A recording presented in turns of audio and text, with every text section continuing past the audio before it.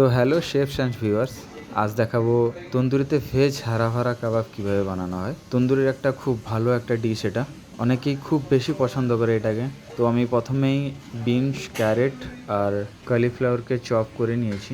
আমি একটা পাত্রে জল বসিয়ে দিয়েছি, যাতে জলটা গরম হলে আমি ভেজিটেবলটা অ্যাড করব এটাকে বয়েল করার জন্য। যতক্ষণে জলটা গরম হচ্ছে ততক্ষণে আমরা মশলাগুলো রেডি করে নেব। মশলাতে আমি নিয়েছি some, green chilli chop, ginger garlic chop আর পিনাটকে ক্র্যাশ করে নিয়েছি। আর এখানে আছে পটেটো ম্যাশ, পটেটোটাও ভালোভাবে বয়েল করে ম্যাশ করে নিয়েছিলাম। আর এখানে তো অলরেডি ভেজিটেবলগুলো বলে দিয়েছি, ভেজিটেবলগুলো রেখেছি। তো জলটা ভালোভাবে ফুটে গেছিলো, আমি ভেজিটেবলগুলো অ্যাড করে দিয়েছি। দেখো গরম জলে ভেজিটেবলগুলো 1 থেকে 2 মিনিট রাখার পরে প্রায় বয়েল হয়ে গেছে।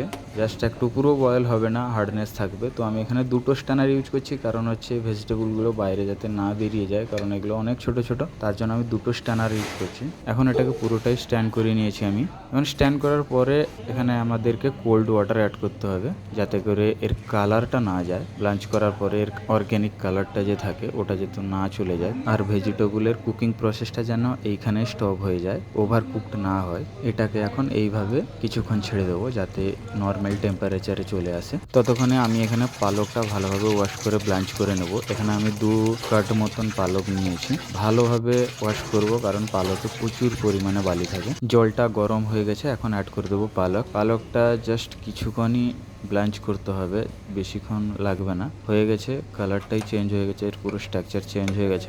এখন এটাকে স্ট্যান্ড করে নেব। স্ট্যান্ড করার সঙ্গে সঙ্গে পালকে কিন্তু কোল্ড ওয়াটার অ্যাড করব। এখন ভেজিটেবলটা প্রায় অনেকটাই কোল্ড হয়ে গেছে, তো একটা সুতির কাপড় নিয়ে তাতে ভেজিটেবলগুলো অ্যাড করে দেবো। তো ভালোভাবে এটাকে মোচড় দেবো, যাতে এর পুরো এক্সট্রা ওয়াটারটা যেটা অ্যাবজর্ব করে আছে ভেজিটেবল, ওটা যাতে বেরিয়ে যায়।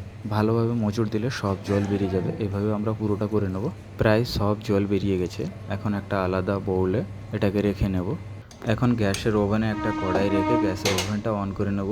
কড়াইটা গরম হয়ে গেলে অ্যাড করব কুকিং অয়েল, তারপরে অ্যাড করে দেবো অল্প পরিমাণ বাটার। কড়াইটা গরম হয়ে গেছে, এখন মশলাগুলো অ্যাড করব। প্রথমেই অ্যাড করব ফানেল সিডস। সোমটা অ্যাড করার পরে একটু নাড়াচাড়া দিয়ে অ্যাড করে দেবো গ্রিন চিলি একটু জাস্ট অল্প ব্রাউন হবে, এতটাও নয়, জাস্ট একটু ভালোভাবে ভেজে নিয়ে অ্যাড করে দেবো জিঞ্জার গার্লিক দুটোই। এটা এখন ভালোভাবে ব্রাউন হওয়া পর্যন্ত আমরা ভালোভাবে নাড়া দেবো, যাতে করে এর জলটা বেরিয়ে যায় আর এটা ব্রাউন হয়ে যায়, গার্লিক আর জিঞ্জারটা।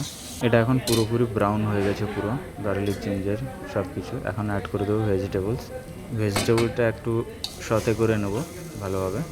হয়ে গেলে এখন অ্যাড করব পালক, যেগুলো আমরা বয়েল করে ব্লাঞ্চ করে রেখেছিলাম পালকগুলো, সেগুলো সব অ্যাড করে দেবো। এখন ভালোভাবে মিক্স করে নেব পালকটা। মিক্স হয়ে গেলে এখন অ্যাড করে দেবো মশলাতে অ্যাড করব সল্ট, পরিমাণ মতো সল্ট অ্যাড করব। আর আমি এখানে নিয়েছি ধনে পাউডার, জিরা পাউডার আর গরম মশলা, 3টের মশলা মিক্স আছে, আমরা অ্যাড করে দেবো। ভালোভাবে মশলাগুলো মিক্স করে নেব। মিক্স হয়ে গেলে এখন অ্যাড করে দেবো পটেটো, যেগুলো আমি ম্যাশ করে রেখেছিলাম আগে থেকে। ভালোভাবে পটেটোগুলো কেটে ভালোভাবে মিক্স করে নেব। এখন পটেটোগুলো ভালোভাবে ভেজিটেবলের সঙ্গে মিক্স হয়ে গেছে। তো এখানে আমি আরও একটা ভেজিটেবল অ্যাড করিনি, সেটা হচ্ছে গ্রিন পিস। বর্তমানে আমার কাছে গ্রিন পিসটা নেই, তার জন্য আমি গ্রিন পিস অ্যাড করিনি। তোমরা চাইলে গ্রিন পিসটাকে ভালোভাবে বয়েল করে চপড করে গ্রিন পিসটা অ্যাড করতে পারো। এখন লাস্টে অ্যাড করব পনির আমরা একটু অল্প ইউজ করছি।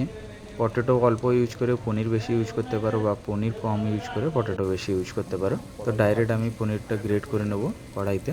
তো এখন ফাইনালি হারা ভরা মশলাটা রেডি। ওপর থেকে অ্যাড করে দেবো ক্রাশ পিনাট, ভালোভাবে মিক্স করে নেব। ঠান্ডা হয়ে গেলে একটা বোলে তুলে নেব, আর এটাকে এমনভাবে ঠান্ডা হওয়ার জন্য ছেড়ে দেবো কিছুক্ষণ। পরের ভিডিওতে দেখাবো এই মশলা দিয়ে কিভাবে হারা ভরা কাবাব বানানো হয়।